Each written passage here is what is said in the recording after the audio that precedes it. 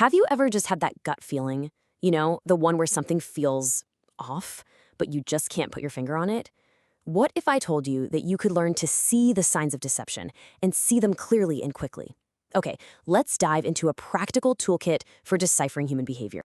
So picture this. A behavioral expert is on a Zoom call, just watching his friend chat with his girlfriend.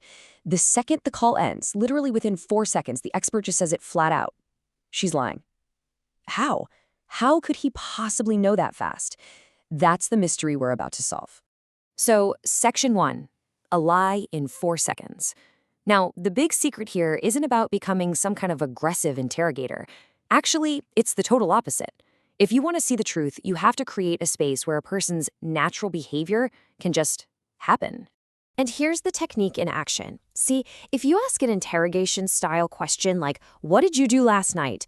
a wall immediately goes up. The brain goes on the defensive. But if you just use a simple open-ended statement like, "Tell me about last night," well, that's an invitation. The brain doesn't feel attacked, so their genuine reactions and any of those little signs of stress have a chance to actually surface. This right here is maybe the most crucial point. There is no universal sign of lying. None. Shifty eyes, folded arms, they mean absolutely nothing on their own. It is all about establishing a person's baseline. Their normal, relaxed state. We're not looking for a specific behavior. We are looking for a sudden change from that normal state. That's everything. So that brings us to Section 2, reading beyond the words. Okay, so we know we're looking for a change from their baseline, but a change in what? This is where we start to combine what a person is saying with what their body is doing. The whole process really boils down to 3 simple steps. First, you gotta get a sense of their normal baseline behavior. Second, use those non-confrontational, open-ended statements we just talked about. And third, and this is so key, look for a cluster of changes all happening at once. See, one sign is just an anomaly, but several signs together, that's a signal. Okay, let's look at the words themselves for a second. When someone's being deceptive, they often subconsciously try to distance themselves from their own story. A classic tell is pronoun dropping. They'll say, "went to the store," instead of "I went to the store." Another big one is telling a story in perfect, step-by-step chronological order.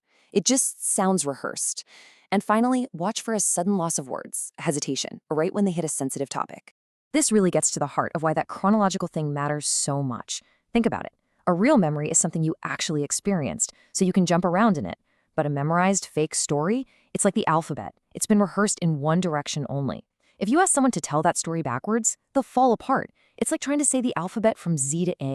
And this brings us to Section 3, and probably the most important rule in this entire explainer, the stress and deception cluster. I'm going to say it again because it's that important.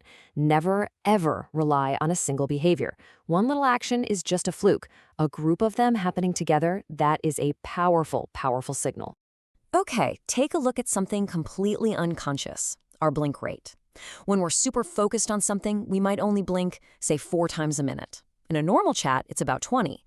But under high stress, like when you're making up a story on the fly, the brain goes into overdrive, and that rate can explode to 80 blinks a minute. It's a totally involuntary physical response to internal pressure. And this, right here, this solves part of our initial mystery. Remember that Zoom call? The moment the girlfriend was asked, "Tell me about last night," her blink rate quadrupled, shooting from a normal 20 all the way up to a highly stressed 80. That was the first massive red flag that something was very wrong. But remember what we said, it's never just one thing. It was a whole cluster of cues. Her blink rate shot up, sure, but her eyes also deviated from their normal pattern. Her shoulders tensed up into this turtling posture. She hesitated and started dropping pronouns. All of these things happening at the exact same time created a crystal clear picture of high stress. In Section 4, we're going to see how we can apply these tools to something, well, a bit more serious, spotting the manipulator. The same principles that help us detect stress can also reveal the patterns of manipulative people, especially when we're at our most vulnerable. Just look at the difference here. It's stark. An empathetic person will unconsciously mirror your emotional state. You're sad, they look sad. But a manipulative response, it's often the opposite. There's no mirroring, no shared emotion. Instead, their blink rate might drop to almost 0 as they laser focus on your vulnerability, not as a way to connect, but as an opportunity to control. Yeah, a really common tactic for a manipulator is to try to sound open and vulnerable.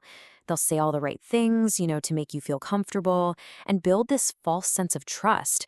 But their body tells the real story. As their words are saying, I'm open, their body is physically closing off. Their arms pull in, they lean back, they might cover their abdomen. It's this massive contradiction between what you're hearing and what you're seeing that's the huge warning sign. All right, let's get to our final section and maybe the most actionable takeaway of all. One question reveals guilt. This is a single, incredibly powerful tool taken straight from professional interrogation rooms that you can use to expose guilt. This is it, the punishment question. You just ask, what do you think should happen to the person who did this? The psychology behind why this works is fascinating, and a simple story makes it crystal clear. Just look at the spilled milk test. When you ask the innocent kid what should happen to whoever did it, she suggests something severe. They should be grounded, no Xbox. She wants justice. But the guilty kid, he suggests a mild, self-serving punishment designed to minimize his own trouble. Well, maybe we just shouldn't have milk in the living room anymore. See? The innocent person distances themselves by punishing the act harshly. The guilty person tries to protect themselves. And ultimately, the punishment question works because it taps into a fundamental human trait, empathy. An innocent person feels for the victim and wants justice. About 85% of people show this connection through simple, unconscious mirroring. But a guilty person's focus on self-preservation, their lack of empathy for the victim, that's what the question exposes. The absence of that empathetic response is the real signal. So there you have it. You now have the tools to look beyond the surface. This isn't about becoming suspicious of everyone. It's about becoming a better, more accurate observer of human nature. The final question is, what will you see when you start looking for the changes and not just for the words?